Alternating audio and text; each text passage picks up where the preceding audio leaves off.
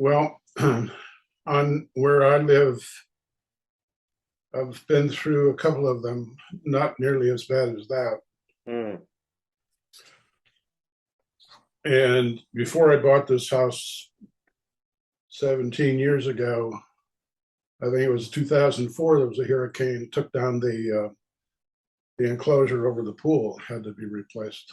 wow. Hi, Lewis. Morning, Liz. Hi Dan, hi Pat. Or good afternoon. Yeah, afternoon here. Yeah. Yeah, we're just talking about the hurricane that's going on or has been happening out in the east. Yeah, is that still going on? Is that still? Well, it's In going progress. on, it's going on in, I imagine, Virginia today, Yeah. but it's a tropical storm now. Mm.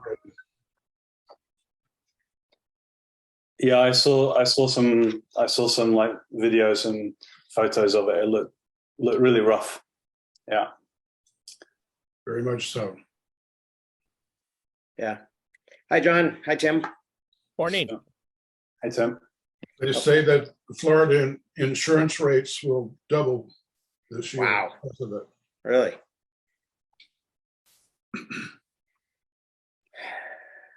Chris is here. Hello, Chris. Morning. So I have been playing with Scrintal, and I like it. Good. I'm thinking that I mean, I was such a late adopter of the brain, and I was really I did the free trial, and then I didn't keep the pro version, and because I wasn't really sure that I wanted to have all of those capabilities that seem to be kind of the things that people like about the brain, the ability to be sort of out on the web at the same time you're in your thing, and have all these different kinds of media and all of that. Scrintal seems to be more so far seems to be more about kind of like Tinderbox meets Hypothesis. Yeah. So that has, oh, Stan's here. Hey, Stan.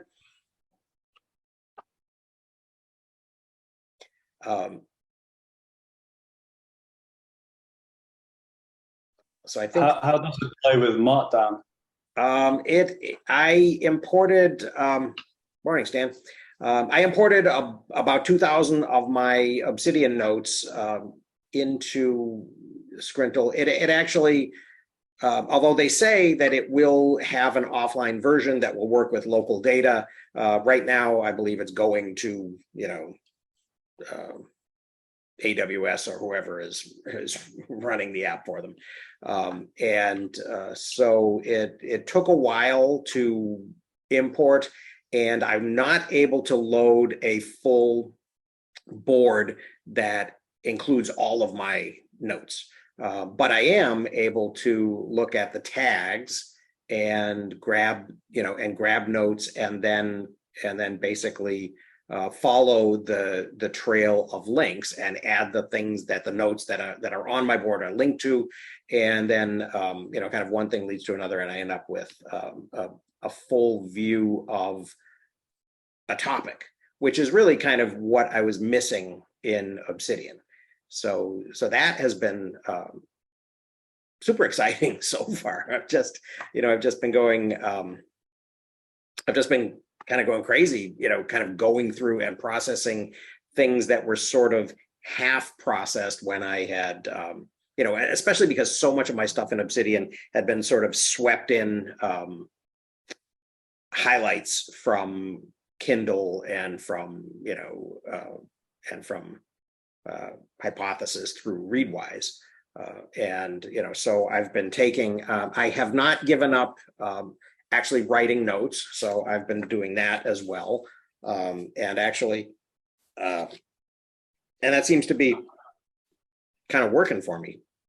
at this moment. How many drawers have you got full in that card catalog now? Not full, but I've got 6 drawers that I'm using now. I added a new top level category.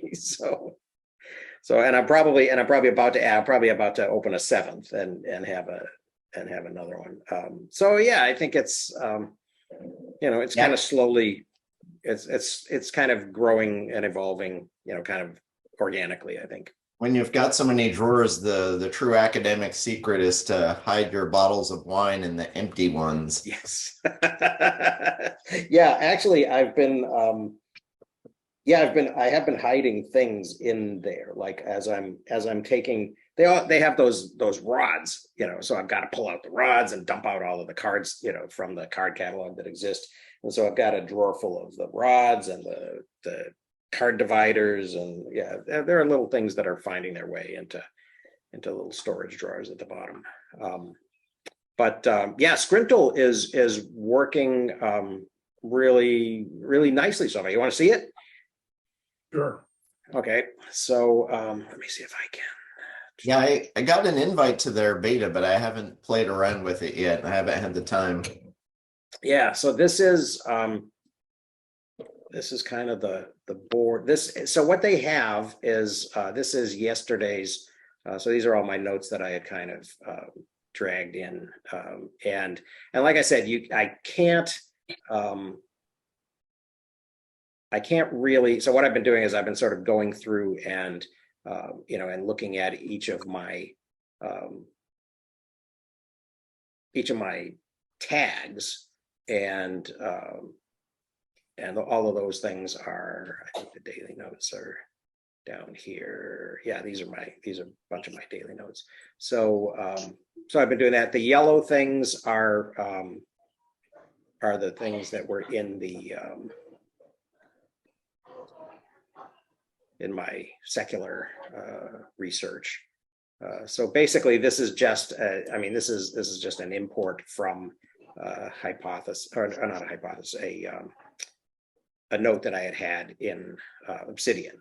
But it does, it actually kind of, and this was just on the import, it kind of goes and it finds it finds related cards and and backlinks, and these are the boards that it appears in. And so it has some kind of cool capabilities. Now these are these highlighted things are stuff that I had double bracketed, right? So they're links that I had in Obsidian, and I'm not sure that, most of them don't really resolve anywhere. So it doesn't, and that may be because some of these were empty. I had a lot of empty nodes in Obsidian that I had double bracketed something because, like Jonathan Edwards or Edward Channing or George Whitefield, that I wanted to come back to, and I hadn't gotten around to doing it yet. So I think there are, you can move these things around on the card itself. You can actually also grab, I think each of these paragraphs is a block, so it's kind of Romish in that sense. And I think you can move them. You can also grab a block and drag it out to be its own card as well. I hadn't noticed that I had turned all of these. I had turned all these things yellow that were related to the secular radicals research, and that's what, I guess that's what it looked like. It gives a little yellow. The big question though is, can you use it with other tools? So do you keep everything in, let's say, Obsidian and do the work there, but then you use this as a view for moving things around? Or is there, so that if you change things here, it changes it in Obsidian? Right. It doesn't have that capability yet, as far as I can tell. I asked, and they have a little Slack board, and the team, and apparently the team is in Sweden. The person who is the CEO, Eke Coral, is a grad student in Stockholm, I believe, and so Oh, it somehow bounced me back to the town community. So I got a couple of different Slacks open, but yeah. So there is, you can, at this point, you can export a card as a markdown file and then put it back into, for example, the Obsidian. Tim, you want to throw something in? Yeah, it was just looking at your highlighted note and the expanded note. Do you think part of your problem is that your note is not truly how most people use Obsidian atomic wise? I mean, you've got what looks like a 3,000 or 4,000 word note there. Oh, And yes, right. It's got 400 or 500 links. Right. By the look of it. Yeah, so that is, I think that is kind of an element of what I've been doing in Obsidian that is probably not, it isn't very atomic, right? Because, and when I do, and when Readwise, kind of sweeps in, all of my notes on a book, for example, into one file, right? Then I sort of have to go through and, I look at these things. So to some extent, yeah, it's reference, and kind of a jumping off. It's kind of a hub for me to jump off into, into more specific notes about each of these things. And so I would like it to kind of work that way, for there to be some things that are kind of big and include a lot of stuff, and then other ones that are. I think there's elements of that has always worried me with the graphical type of view, such that, particularly if you use Readwise as an example, if you've got a standard normal-ish science paper, 20 pages long, the last 5 to 10 pages could be references. As good as you might be, you're not going to read all of those references in depth. Yet, the note you've just shown us, you've literally just cut and pasted all of the reference books from that, whatever you started from. And there needs to be a better way such that Readwise needs to understand the difference between I need a literature breadcrumb type interconnection, but I then also, this is the bit that is my thought about this, and you need to hike them out. And there needs to be a way of saying the graphic needs to show my thoughts, not the breadcrumbs. And that seems to be the point at which I need, the only way I found of getting around it for the moment is to have effectively a literature collection vault for everything, because I might as well just keep it in one place. Stroke, this is my interconnection to Zotero, say. And then for each project, there's a new vault, and only the quotes my thought, if it's independent, is on those notes. And so I don't, that the linkage goes between vaults gets chopped off by this sort of thing, because it's not in the same vault. And it seems to be the only way to keep it such that you can find your way back, literally follow the breadcrumbs as per Alana Mohegan stroke various Hans Christian Andersen fairy tales, such that if it's important to you to know how did you pick up with this, oh, it came from that book, and it's that book that note to that paper, then those breadcrumbs need to be there. But how often do you need to know that? But within your own subset, it probably is important. Right. And I think that that's one of that I don't know for sure yet because it's early days. This only launched, or I think I grabbed it just before the launch, but it really kind of launched on the 29th.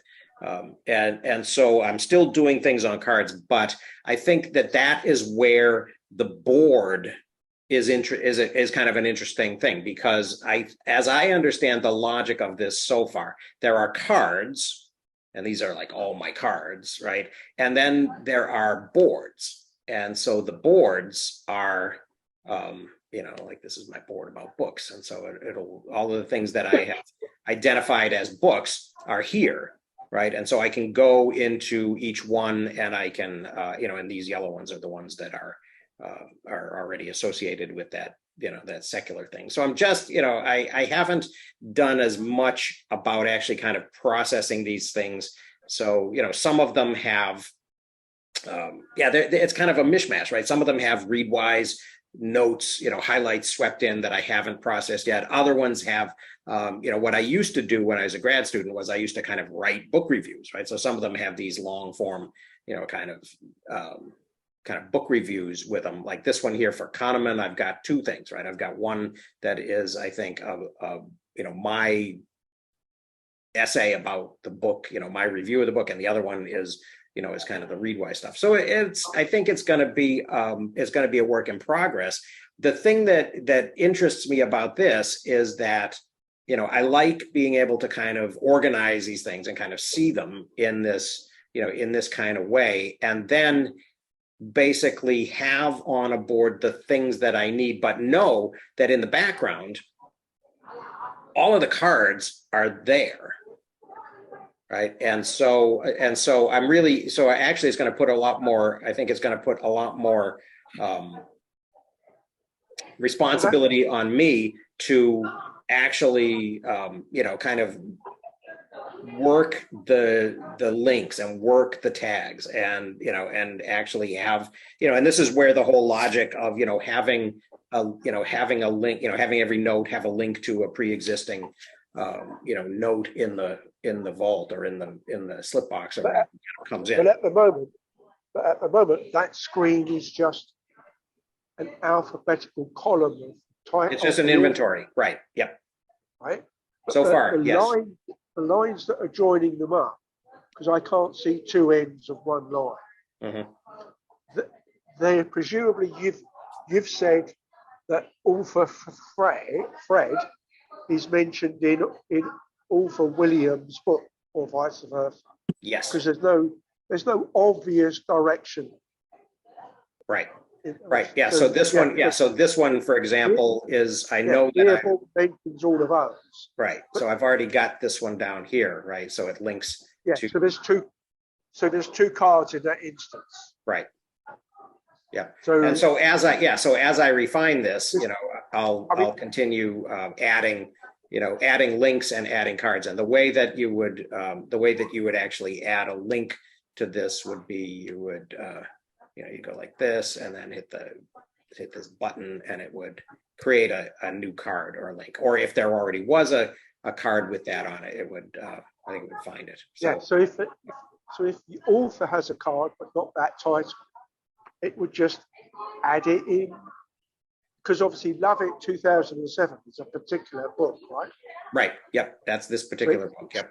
It's to a title, not to. Right. And she only, at the time that I did this, she was on faculty at UMass where I went, and she briefly was an advisor. And so she only had one book. So I didn't make a card for her.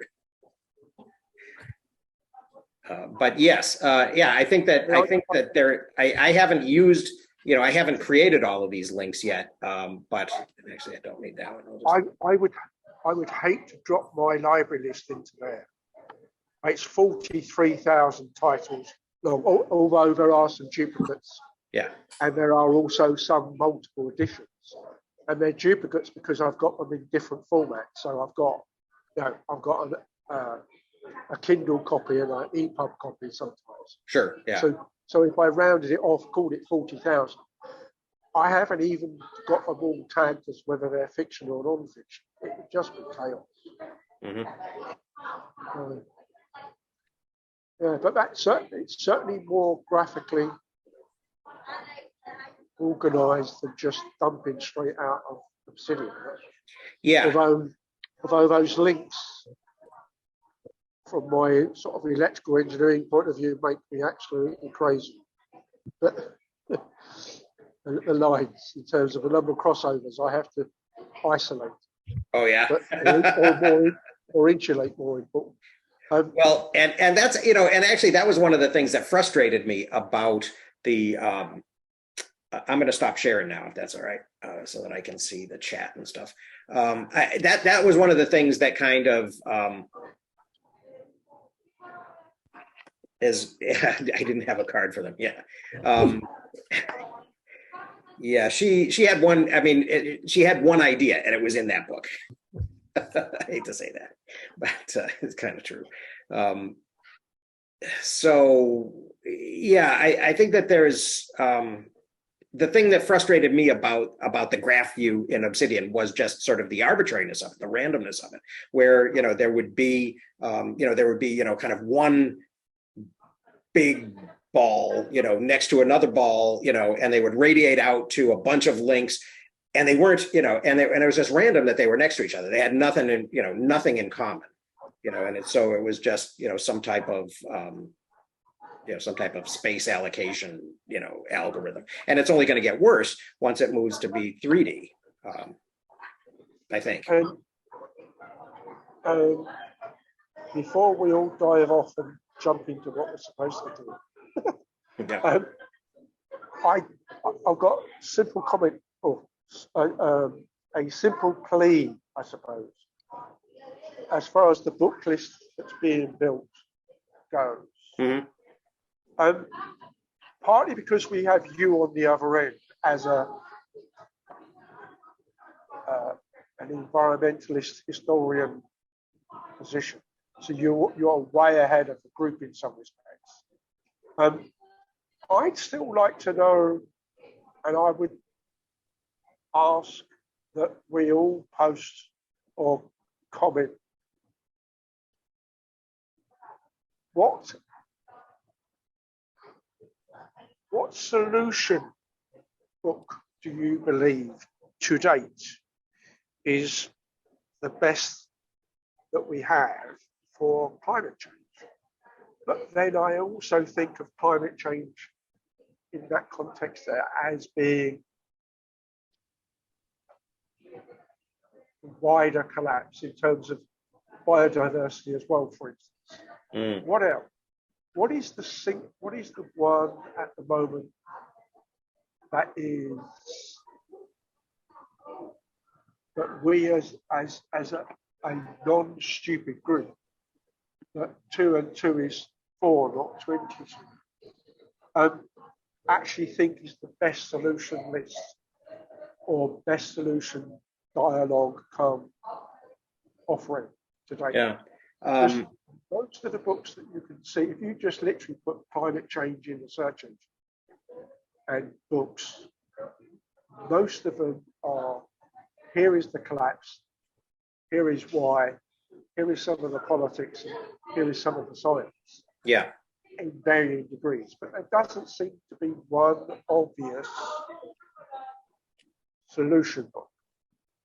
Yeah, I think that's probably accurate. I haven't found one that I'm like completely thrilled with, that I would, you know, that off the top of my head I would say, yes, this is the book. I do like David Holmgren's book. He's the permaculture guy from Australia, and he has a book called Future Scenarios, and it, you know, and one of the things that interests me about it is that he tries to deal with peak oil and climate change, and so he's thinking about two different elements that kind of lead to these dystopian scenarios that he describes. Well, David's very much a gardener farmer type, but when you then tag in with the permaculture thing, it's very easy to ignore everything else that's within permaculture, as in there's fire, there's infrastructure, there's money, there's community. It's not just a bit of forest garden, stroke deep beds and swales.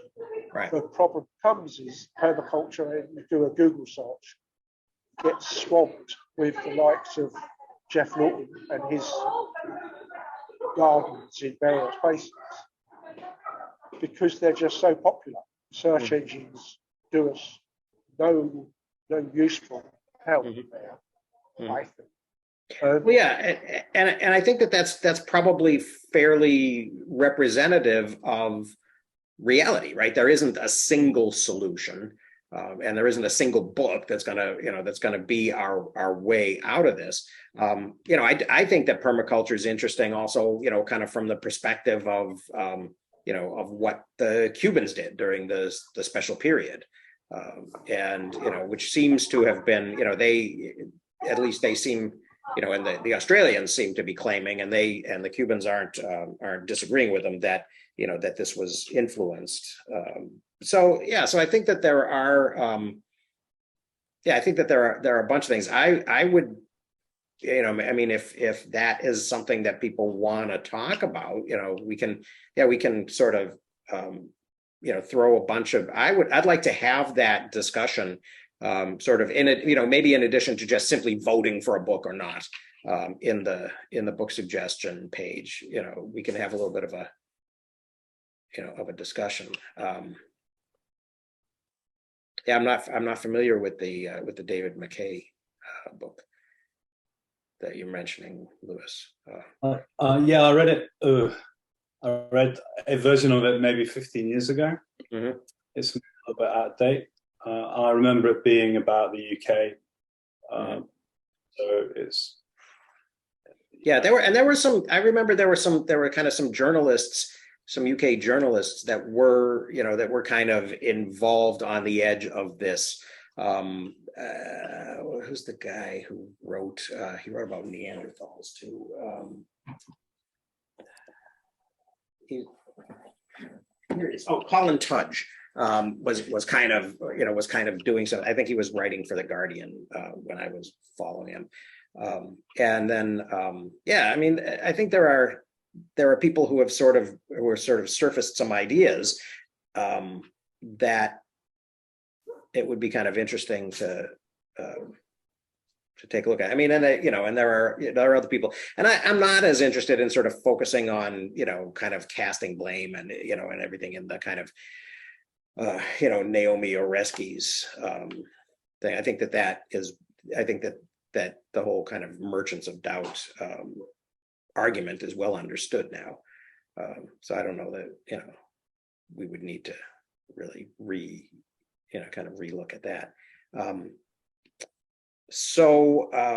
this does relate to what we're kind of talking about now. So this first section of the thing that we're talking about this week is this who are the poor section. I did sort of find it interesting, and I sort of responded to the same thing kind of that you did, Lewis, in the introduction, where they're talking about what is the poverty line, and and what it, in the 2019 data, what did that look like? And then, kind of described poverty as sort of commonly being understood to be half of the median national income. But that seemed to me to kind of ignore the the question of, what is the cost of living?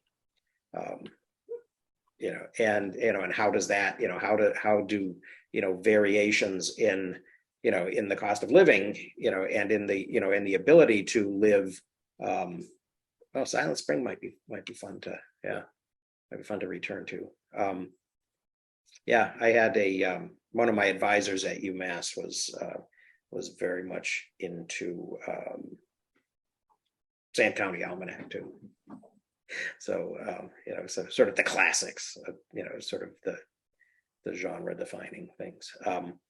But that because it strikes me that, there's a whole lot more homeless in California than there are in northern Minnesota, because it's possible to survive homelessness in California in a way that it isn't in the dead of winter here. So there are other, there seem to be some other conditions that, that are probably relevant to, probably relevant to, to the kind of this question that we're gonna be working on. So.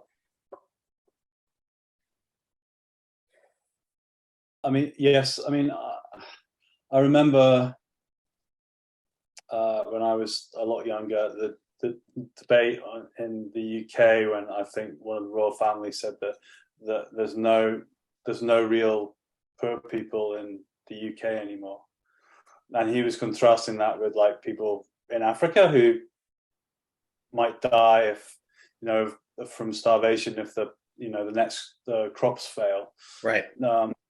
And then contrasting that with some poor family in an estate in the UK that they have a TV. So like, how can they be, if they were really poor, if they're not going to die from starvation, but like it seems to be not very. So what is the poor in the OECD? Is nobody. If you haven't got a house, I would say you're pretty poor. If you're going to be bankrupted because you can't get the cancer treatment, is that a form of being poor also? Or you can't afford to send your child who's clever enough, but you don't have the money to send them to college. So it's just like, it's not actually that easy to, or maybe we need to have different definitions for it. There's this absolute poverty definition that they talk about, and then this relative poverty. And I think we need to be able to compare those and have them along for the ride as we go. I saw that Chris put in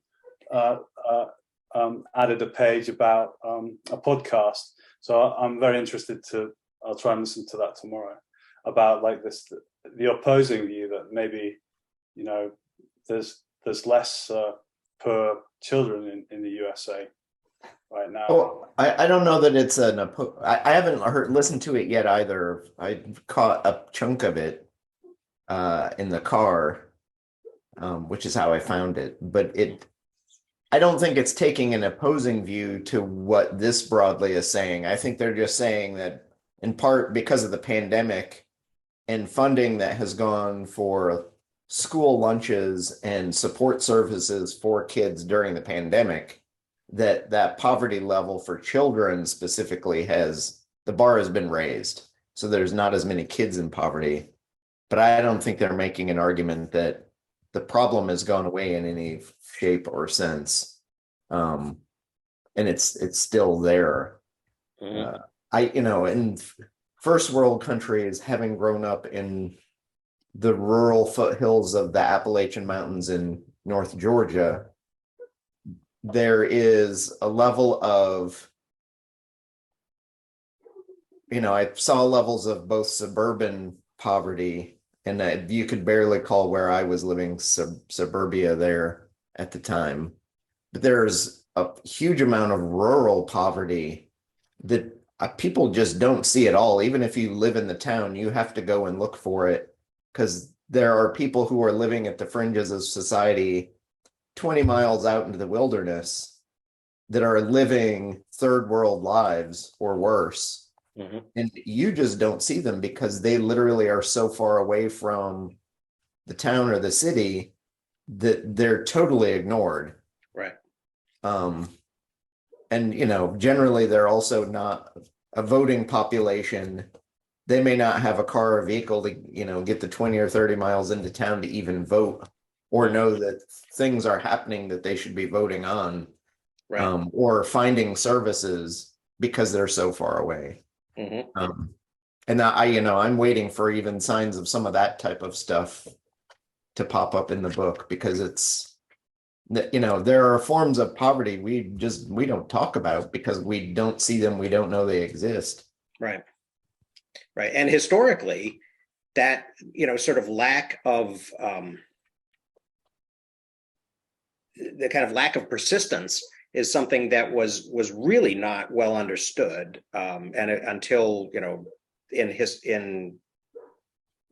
history, in the profession, Stephen Thernstrom at Harvard and his partner Knights kind of wrote a kind of a very big article about it, and I think it never became a book. It was only an article called Men in Motion that was about sort of the lack of persistence in the early republic. But I think it probably continues to this day in the same way, that that people who aren't, the people who are only in a place for a year are not going to become politically involved. And so so politics at a local and a state level is certainly going to be affected by that. And and probably maybe some of these people do participate in national electoral politics, but that doesn't seem to be really where things get solved.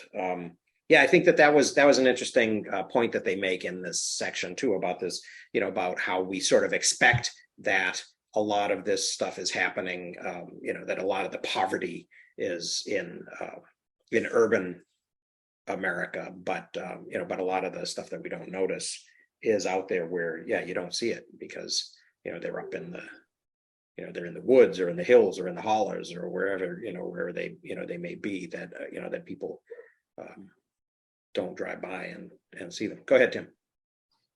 I must admit, I was interested in their list of items that were in the definition. I couldn't re-find it, but I'm sure I've seen like a classic Facebook type meme that says a refrigerator, a bed, a wardrobe, and the key to your front door puts you in like the top X percentage. It was the X percentage that I was anxious to find out again. And I don't think it's as low as 75%, and I don't think it's as high as 99%. But it's worldwide, this is not per se US. And in particularly in sort of wandering through those US sustainability goals of ending poverty and a whole series of 17 of them. The one that struck me, particularly coming from the UK, and particularly now sat here in sort of surrounded by desert, is the how far you have to walk to fill your bucket with water. And so you typically get the African girl, the African woman with the bucket or the bottle or the whatever she's got the container in, sat on her head. And I think one of the lists comes from Pinker's book about how much the world's getting better, is that average walk for those in the worst case has reduced from something stupid like 25 kilometers to 20. And I mean, I think of people who would object to taking 25 steps to attack, right? Let alone going for 25 kilometers for a bucket of water. And then the standard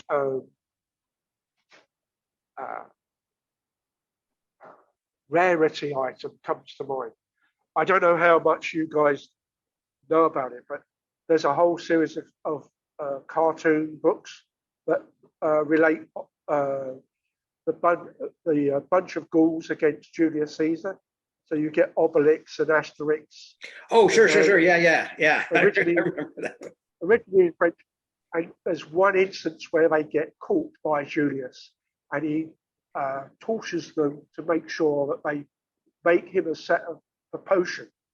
And there's 4 or 5 of the ghouls have got caught, and they say it's like snowing in November type thing.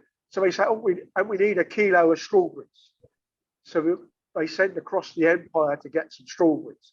The kilo comes back and they eat it as a sample test. And they suggest, we need 200 kilos, please.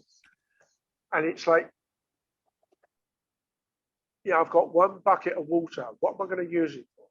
Am I going to drink it? Use it for washing? Use it for cooking? Or what? Or why don't I go get 2 buckets? And it's always been that access to whatever the rare commodity is, Mhm. whether it be education or whether it be employment, food, electric light to be able to do your schoolwork in the evening, etc. There's a whole series of those that come up. And I see it partly because Hollywood and TV, a lot of the historical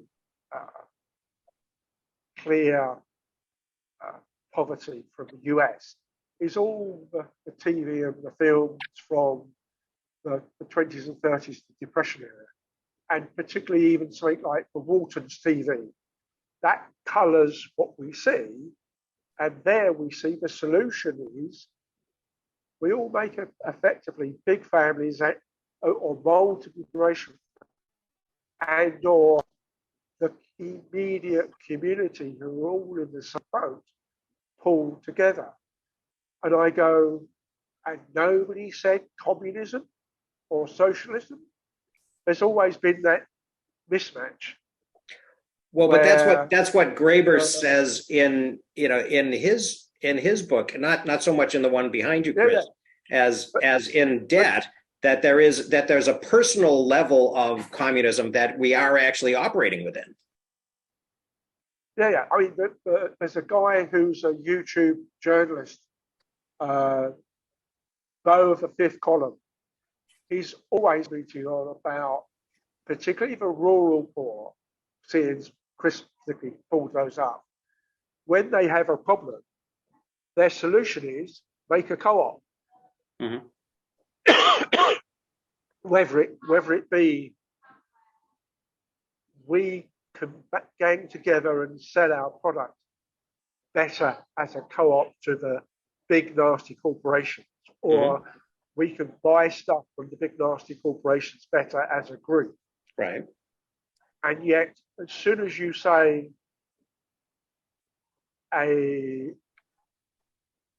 different element that is not an immediate, obvious them against us for the rural poor, they all step back. Oh, no, that's socialism. And it's like, you clearly have never lived in a socialist government. I've had Labour governments in my lifetime. Right. And even back in the day when Maggie Thatcher was up there was still elements of we are all in this together approach, although it started to crack. And it amazes me that they just don't look at recent history. You don't need to go back to the 30s or the 20s or into the 1700s, really. Right. But it is noticeable that I noticed somebody, I think you mentioned Kim Stanley Robinson and his Ministry for the Future. I haven't read that. Yeah. There's a big section. It's an excellent fiction, but it's also a good collection of part solutions. Mm-hmm.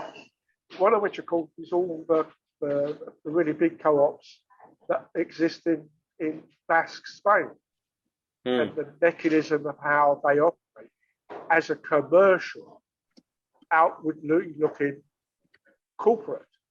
And it's, I'm still surprised that hasn't been called on more in, the UK, South Wales type ex-mine areas where, industry-wise, the steel's gone, the coal's gone, the tea went years ago.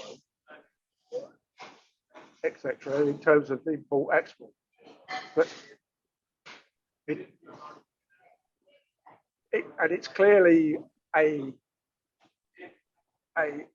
option that needs to be explored as a solution. Yeah. Now, obviously, this book might mention it further back, but or further along, but I haven't read far enough ahead yet. But there are instances of elements of community getting together, not quite formally making co-ops, but there's sort of roof gardens and or food gardens going up on waste ground all over the place. And it's not rural versus suburban versus urban. It's literally all over. Anyway.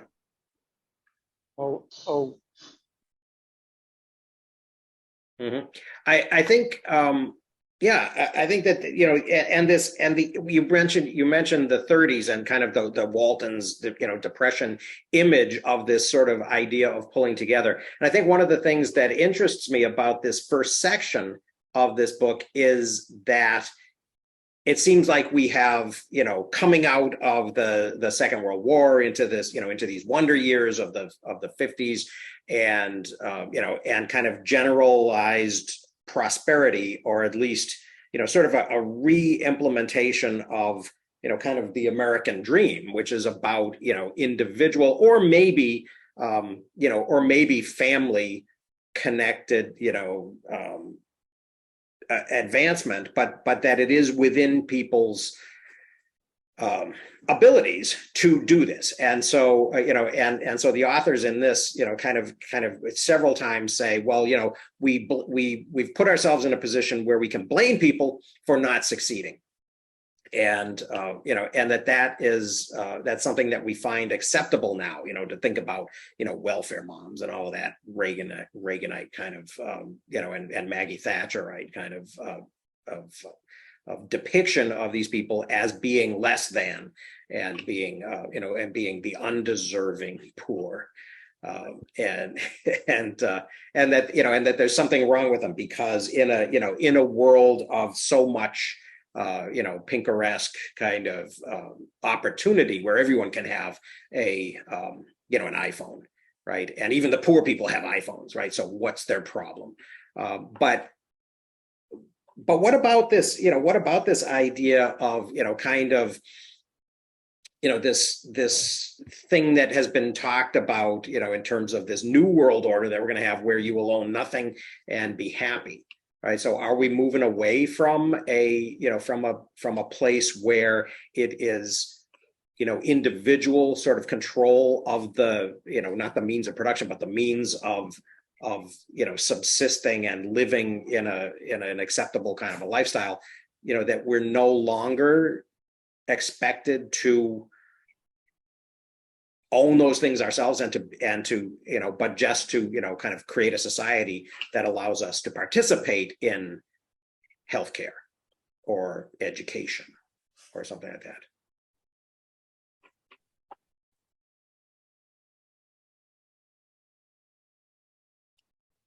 Go ahead, Chris. You got something to say?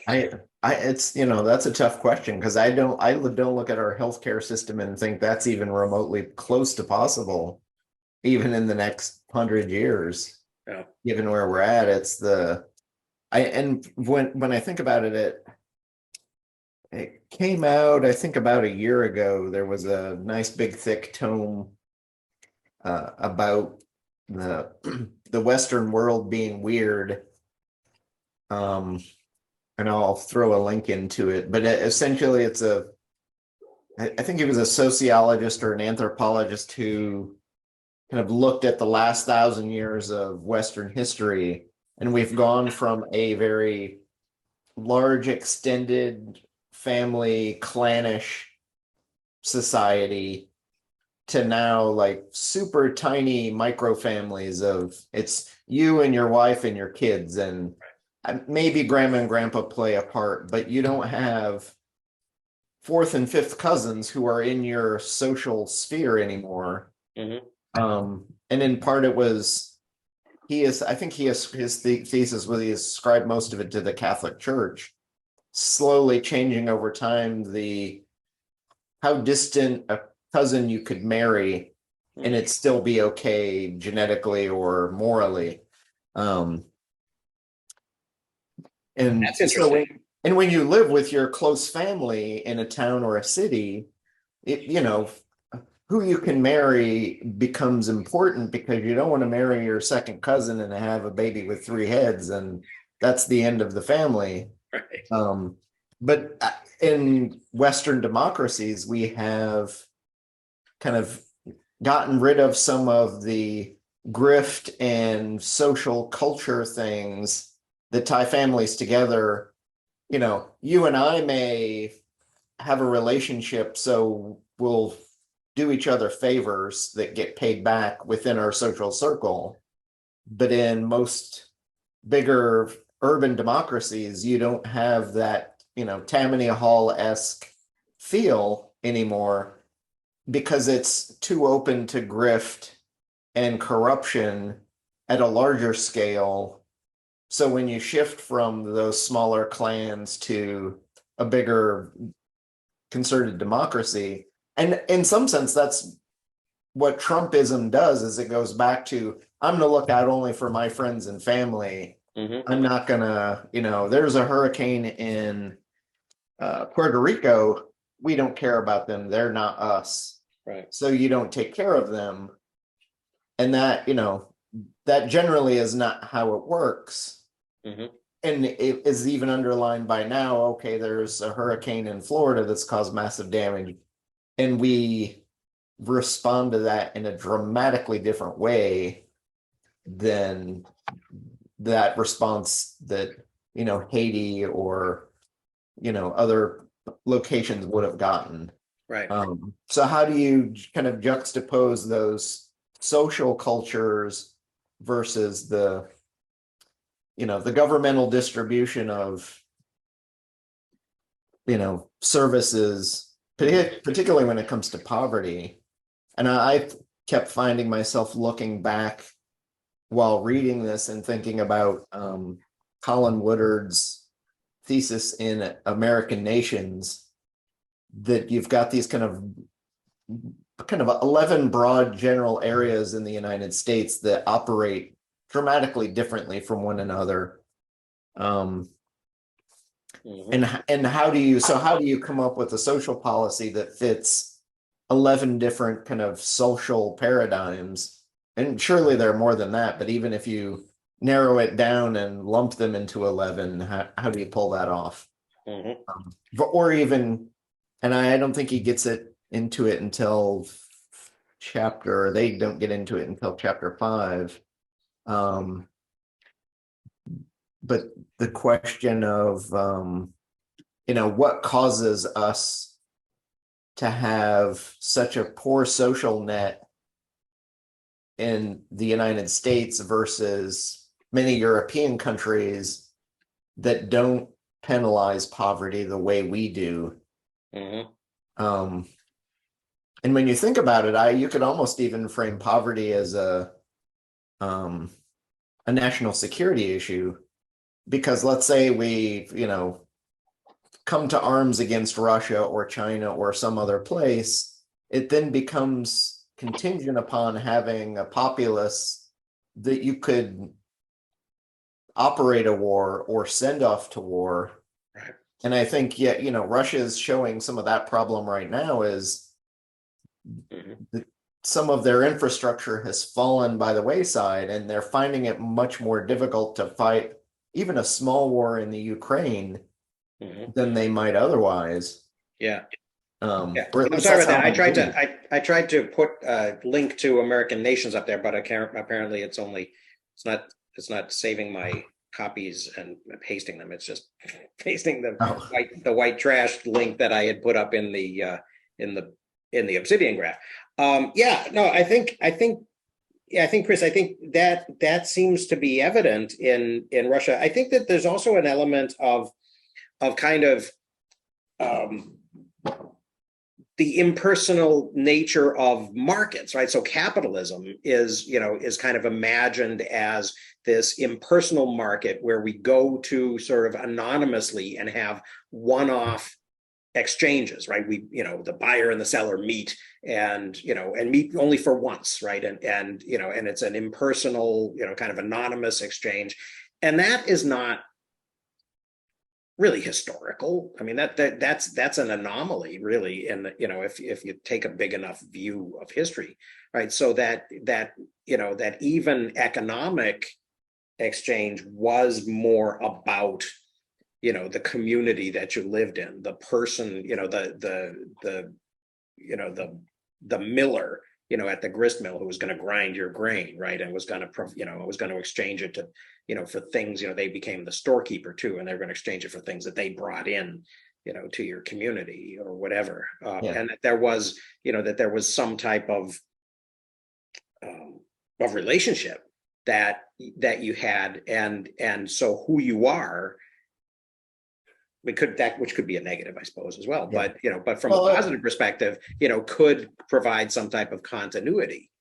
It works both to the positive and it could potentially work to the negative if you don't regulate it. So a company like Amazon that's handling sales for thousands of companies let's say in the keyboard space, they could realize, oh, this particular keyboard is selling incredibly well, and we have that data, and none of the keyboard companies that are manufacturing it do. Mm-hmm. So we can put 40 of them out of business by tracking down where that one is made and get rid of all these other third-party sellers. Because we've got the data, we can go straight to their factory and put in a massive order that will nudge all of the others out of the business, and then go direct. And that kind of predatory behavior is being, in India is fighting against it. At least nobody in America seems to care for some reason. Yeah. But then on the other side of it, you have in the deep South, African Americans couldn't go into the local country store and buy what they wanted because the store owner would look at them and say, are you sure you should be buying this? Or they would follow them around the store to make sure they weren't stealing anything, and all kinds of other even worse things. But then Sears Roebuck sends out a catalog and suddenly you can by mail get all the things you need without any of that hassle. Right. So that becomes a social good. But you have to kind of figure out a way to balance off that social good versus the, toxic capitalism that could potentially, it's fine when it's done on a local scale and it's you and one other person, and or your community, and you can ask your friends, is the miller charging you as much as he's charging me for my pound of flour? Right. And there's, social good and social bad that happens in those small ties or, weak ties even. But when it's me versus Amazon, there's no tie at all. And I'm the little guy in the equation and I'm not going to win. Right. Right. Yeah. Yeah. I think that has sort of brought that whole equation into the 21st century. Yeah. Yeah. I think it is interesting that even in a smaller community that personal, kind of nature of it can be a good or it can be a problem depending on how it's deployed.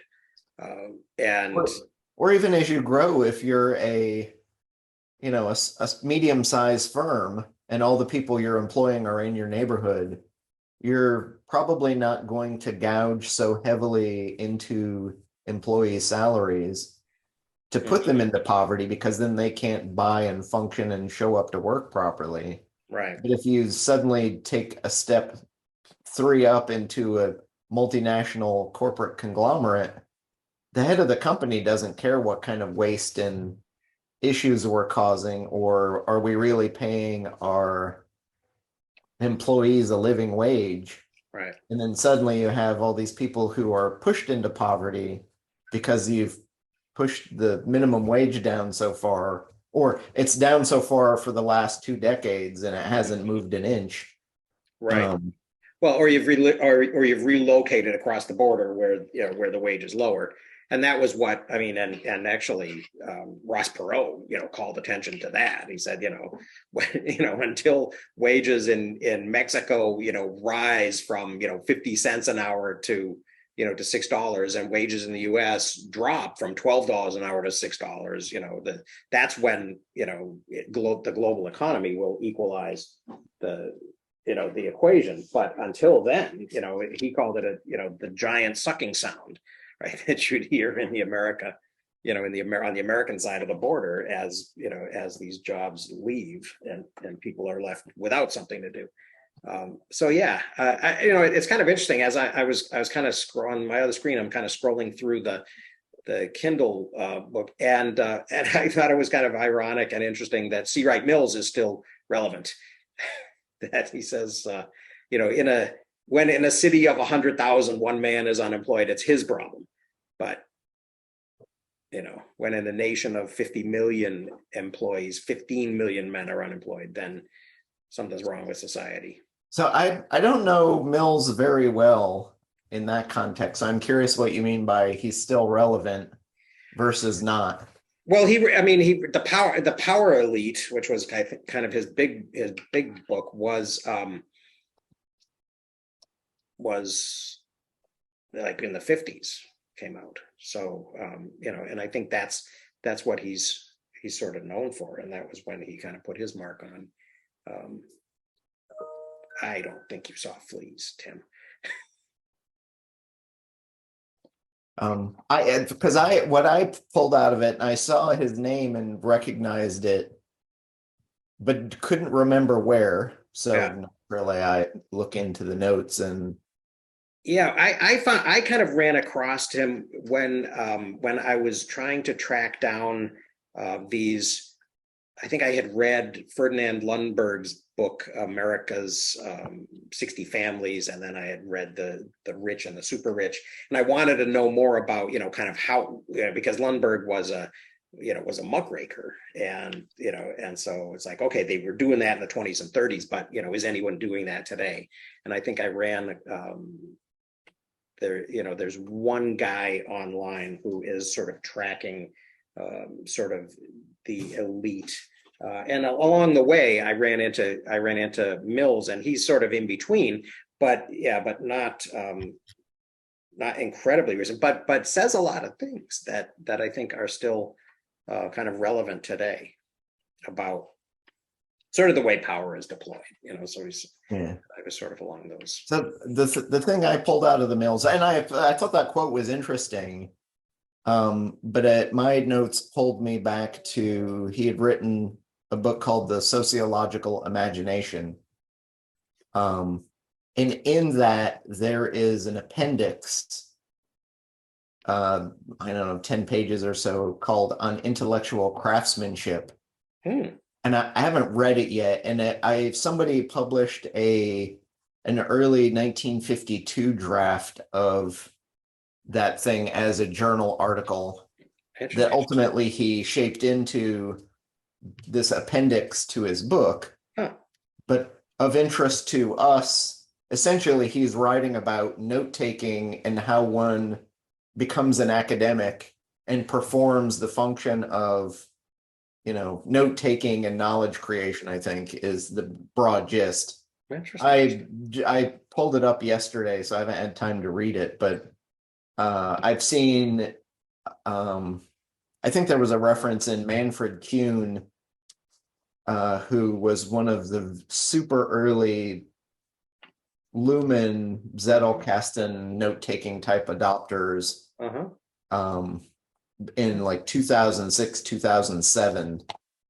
But he mentioned him by name, and given where he sits within sociology in the 1900s, he definitely is part of this group of academics who, you know, kept up with these types of note-taking practices. So that's cool. Thank you. I wasn't aware of that. On intellectual, I'm looking at it in the table of contents. I'll throw out a link to it here so people can find it. Yeah, if you would, because mine doesn't seem to be grabbing links from my other the other side of my computer here. So yeah, I think yeah, I think this is there's that'll be interesting. That will be a kind of an interesting connection. Apparently, there's It was one of those surprising, quirky connections that I was like, oh, that looks familiar. Let's look that up. right. And looking it up in my own notes was far more fruitful than anything I ever would have found in Google. Yeah, and there's a 40th anniversary edition that's available for $10 on Kindle. So I'm getting it. Yeah. So yeah. So as I'm kind of scrolling through I was impressed with the charts, but more with the graphs in this. Poverty in this cities and suburbs thing. I mean, they both seem to be, kind of the thing that was relevant for me was that they both seem to be rising, even if suburbs are crossing, and yeah, and how is that measured? Is the suburbs include rural America, or are we just forgetting about rural America?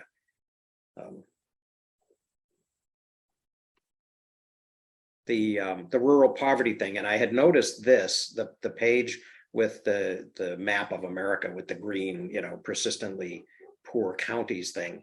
I had noticed that when I was first kind of glancing at the book, and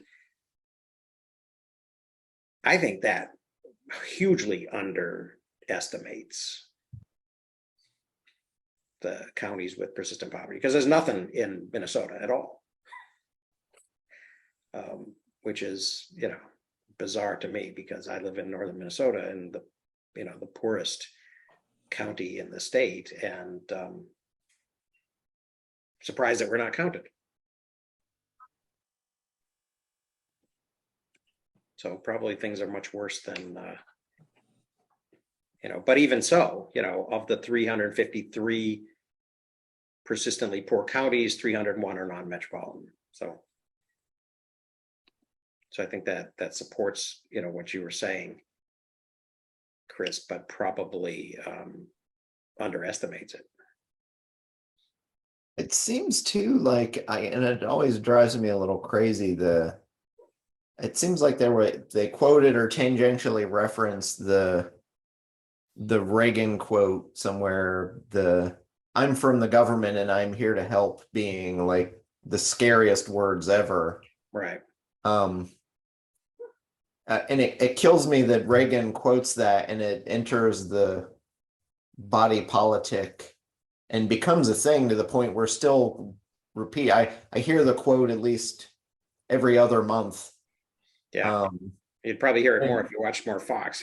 But nobody points out the fact that it was, and usually it's said in reference to indigenous peoples from America, but nobody ever points out that it was that very self-same party that actually did the damage in the first place. Yeah. And things have switched. So now they're using it to stir fear, uncertainty, and doubt in fixing those same problems, which really destroys me. So one of the things I'm kind of looking for in this is most of the myths that they're talking about, I generally know as myths, although it's good to have like some hard statistics to point to about what's going on. But then the bigger question for me is, okay, how do we reverse the space we're at and go in the other direction, so we have if not a better social safety net, at least more resiliency, so when something like a COVID occurs, you're not scrambling to pull your pants up and fix things. Yeah. Because we, for pennies on the dollar, and I think there was at least, it was one of the experts they quoted at the end of either chapter 3 or 4.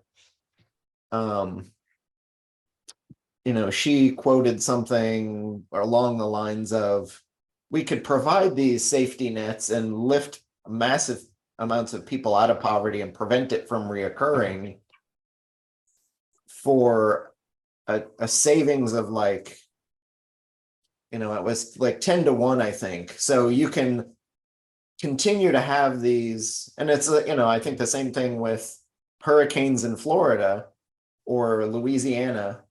It'll happen.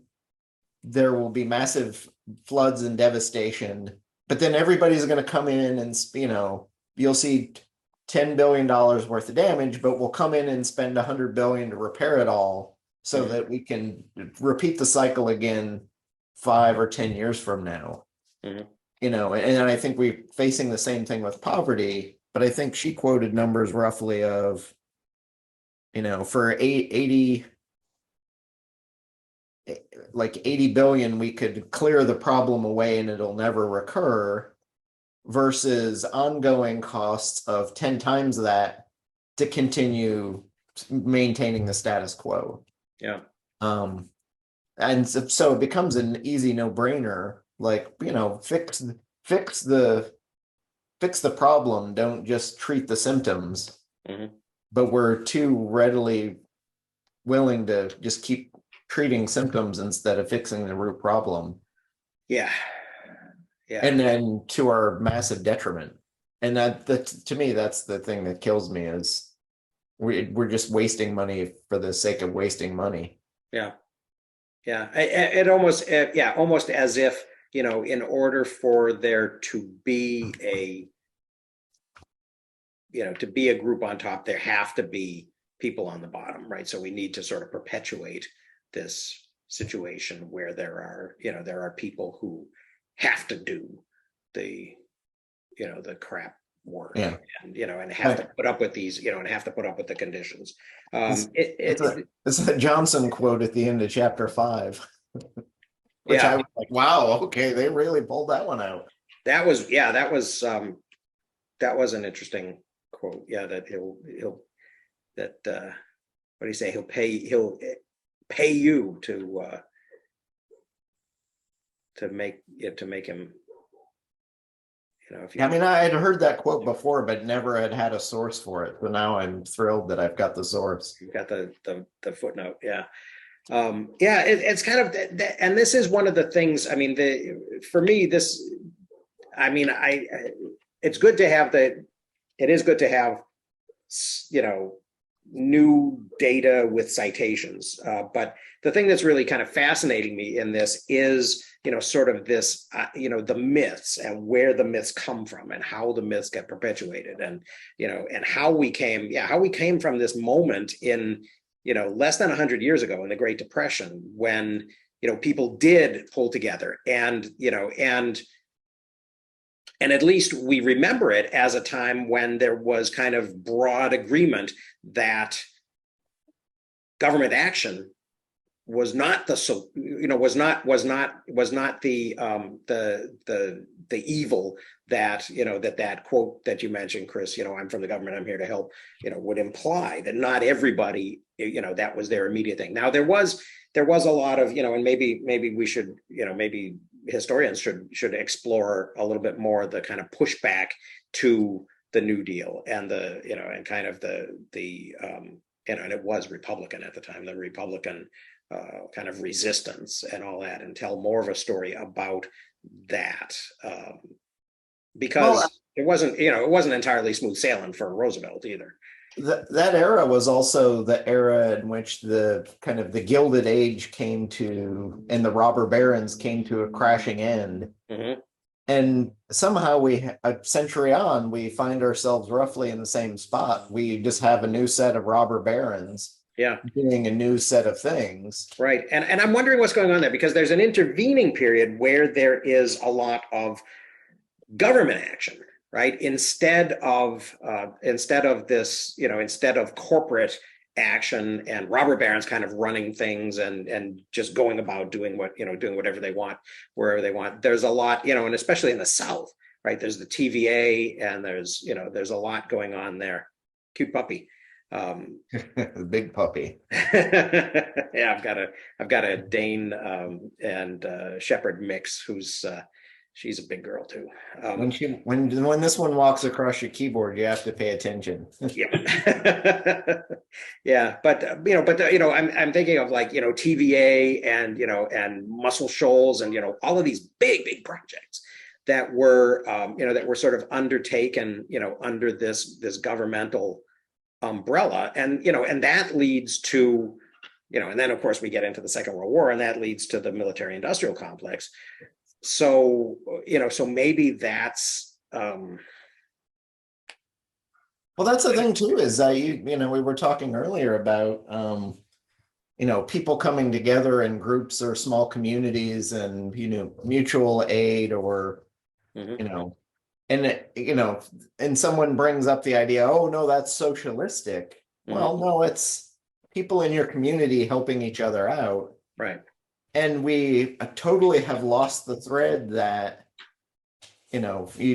I don't hear anybody using the phrase government of the people, for the people, and by the people. So it's the government, and they're here to help. We're your neighbors, we're here to help, is really what the phrase should be. Yeah. Not in the government, maybe there's paper and bureaucracy and no one likes that. And it's not inconsequential that the word bureaucracy comes from a language and a culture which the United States spent the better part of the last 100 years, excoriating. Yeah. And fighting against, and here we find ourselves fighting them yet again. Right. Right. Well, and also, maybe, and I hate to say this, but maybe the federal government getting involved in the South in civil rights actually damaged that ability to think of the government as, as being, I mean, obviously from the African-American perspective, it was, and from people who were sympathetic to their cause, it was hugely helpful, but it's not at all uncontroversial while it's happening, and it may lead to kind of a resistance. Oh my goodness, sorry about that. That's my Spotify, which I need to turn off. Okay, get down, crazy boy. So I was listening to the Doctor Who soundtrack earlier. But yeah, so there's so maybe that's maybe that's an element of it too, which would be ironic and unfortunate, that the government kind of comes in and does things that that local communities are not in favor of, and so that puts sort of this local because local people aren't always. Well, the other issue too is, and you see it even on small local scales with things like, the water issues in Alabama recently, or similar water issues in Flint, Michigan. I didn't know until recently that one of the problems was in Michigan, there was enough gerrymandering that the local people had kind of risen up and changed the law to give them more local control over things like their water. And the legislature that had been gerrymandered came in and said, well, who cares about you? It's about us. So they flipped the law and made it even that much harder for the local people to vote themselves. They couldn't even vote themselves out of it anymore. But they were apparently then saddled with state appointed water board control, who then came in and unilaterally said, we're going to take water out of the river, and that's going to be our water supply.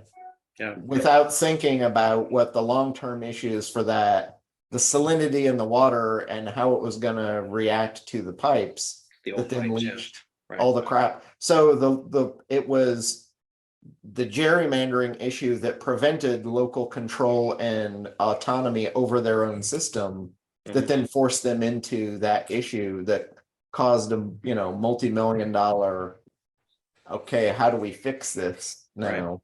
Not to mention and then when it's the the people who can't control their own, destiny. Mhm. And we're doing this, essentially we're doing the same thing to Puerto Rico. Right. Okay, kind of, you can go and vote and do your own stuff, but you still have a board you're responsible to that is not you, that's going to determine where the money comes from and how it's spent. Right. Right. Um, Well, and actually when we were talking earlier about water and, and the how far do you have to go to get your water and stuff, I was thinking, it's not only a rural thing in the third world either. It's it's an urban thing in, especially in Latin America, right? Where, all of this, World Bank and IMF, structural adjustment and loans being contingent on, that's the whole Bolivia water war story, right? Is that, in 2000 is that, they were, if not forced, heavily incented to privatize a system that only provided, in Cochabamba, it only provided water. I mean, only about half the people living in the city actually were connected to the system. yeah. Yeah. Oh, it's not even a third world thing. Within the last month, I live in the county of Los Angeles, and we had severe water restrictions. Mhm. Now, fortunately, they're limited to, don't waste water and, cut way back for watering your lawns and gardens. But restrictions on that are, a half a minute away from, Right. am I going to have clean water to drink or bathe or do anything else with, or, cook? So, Yeah, my parents live in Woodland, and and Woodland is getting, and I think Davis also are getting their water from, I think, the Sacramento River now. They've just created a whole new, but it was a whole to do to actually, the way riparian law in California is insane. Um, yeah, just- we're one small accident away from all of Los Angeles County having no water source, because we're piping 99% of it in from upstate. yeah. So Well, is any even still coming from the Owen Valley, or is it like all coming from the Colorado River now? well, and that's another issue too. I don't even that's the problem, is it's coming from so far away, and I have no idea. And then the general populace, I think we know it's coming from somewhere else, but Mhm. if you ask the average Angelino, they're I don't know where it's coming from. I just Right. know when I turn on the tap, water comes out, It and just that's needs to be great. there. Although Yeah. it's something in the back of my mind I worry about from time to time, particularly when things like this happen, Mhm. or when 2 years ago the mountain half a mile from me was on fire, and it's like, okay, are we going to have resources to be able to put this fire out? They were evacuating large communities around me. Yeah. I fortunately, and there's a multi-billion-dollar communications hub on the mountain just above my home Mm. that serves almost all of Los Angeles. So it's the Mount Wilson Observatory, and then there are 20 radio and television towers up there Mhm. that would be a $5 or $6 billion boondoggle if it were to burn, Right. and it So would you're- destroy communications in Los Angeles. So I know they will throw a huge amount of resources to keep the mountain right next to me from burning to the ground. Right. But if not for that, I would have been evacuated, and our house may have burned to the ground a year ago. And I am in I'm not in metro LA, but I am in massive suburbia LA. Right. For there to be a wildfire to take my house out is a serious thing. It is. Yeah. Yeah. It's not like I'm living out in the county next to a forest. Mhm. In fact, there's no forest near me yet. There's still a massive fire threat. Yeah. Yeah. Which actually kind of goes to a little bit what Lewis was talking about in the vault, about Syria being the first climate war. These are all kind of climate issues. And the other thing, Tim is saying something about public ownership in there. Yeah, the thing that strikes me about water systems and public ownership is, I mean, this water that, I don't know if the water that they would use to put out the fires would be drinking water, but does anybody, I mean, think about the amount of one single source water that we use the same water from the same sources for, most of our industrial, I mean, it comes out of the same pipes and taps, right? So we don't, I mean, everything has to be, and as water, as potable water becomes, more difficult and expensive to come by, but that's a massive infrastructure thing, right? To have more than one set of pipes. Yeah. Well, that's another massive issue even in LA is that almost all of our industrial piping is over 100 years old. Mm-hmm.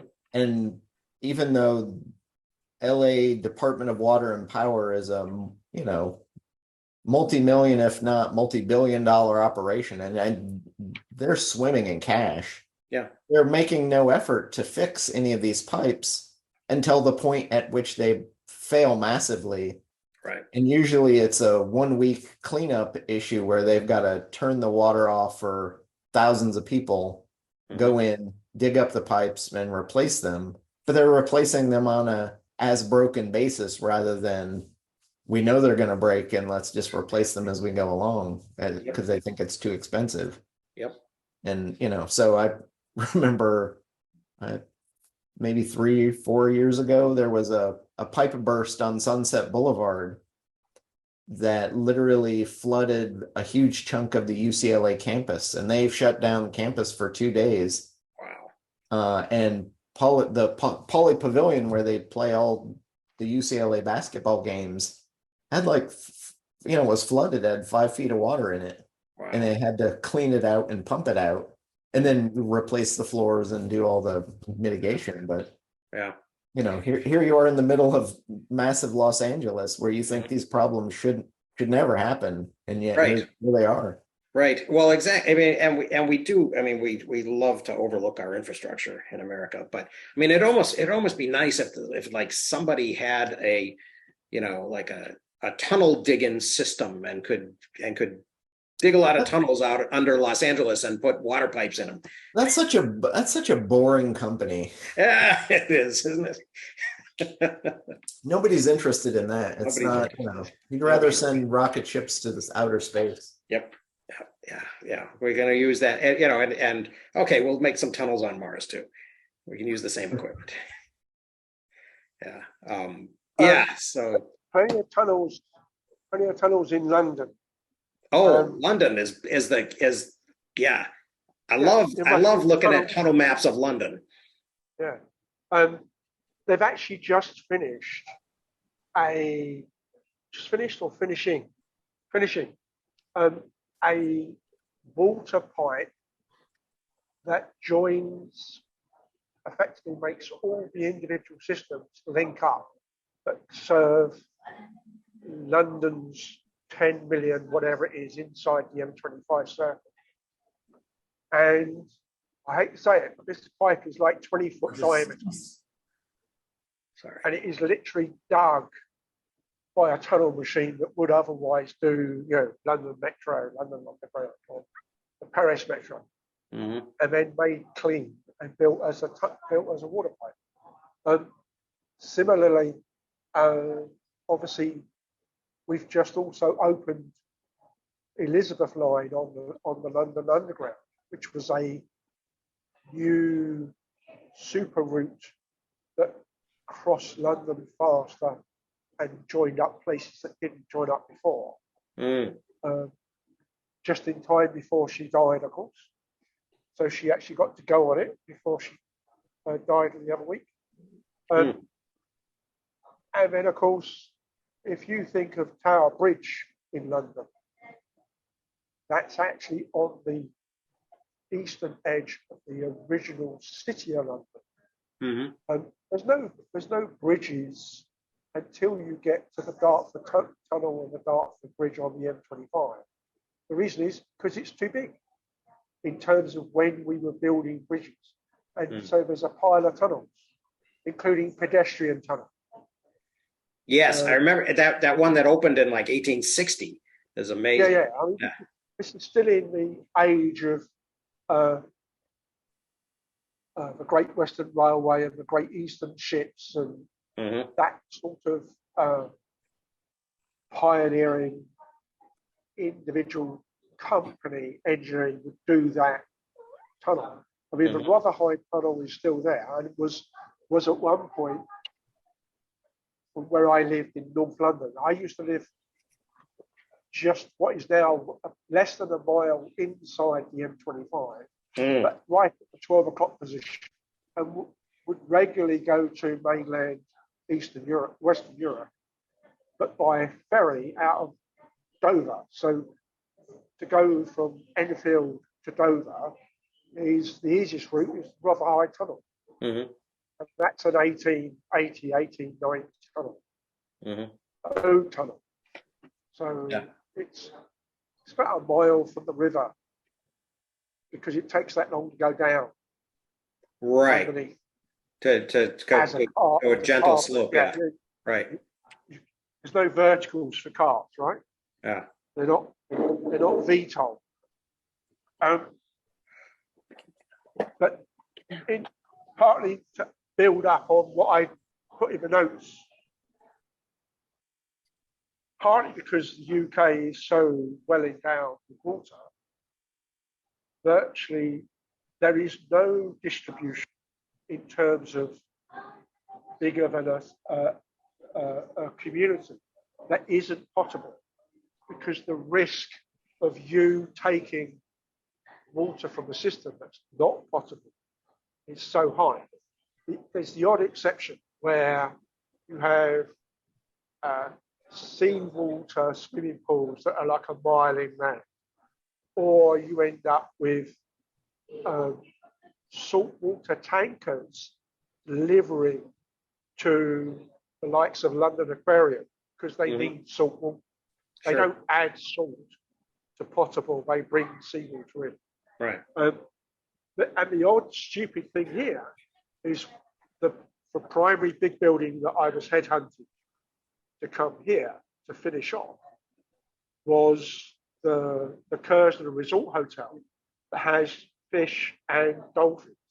So I have potable water, I have fire water, I have irrigation outside water, and I have seawater distribution.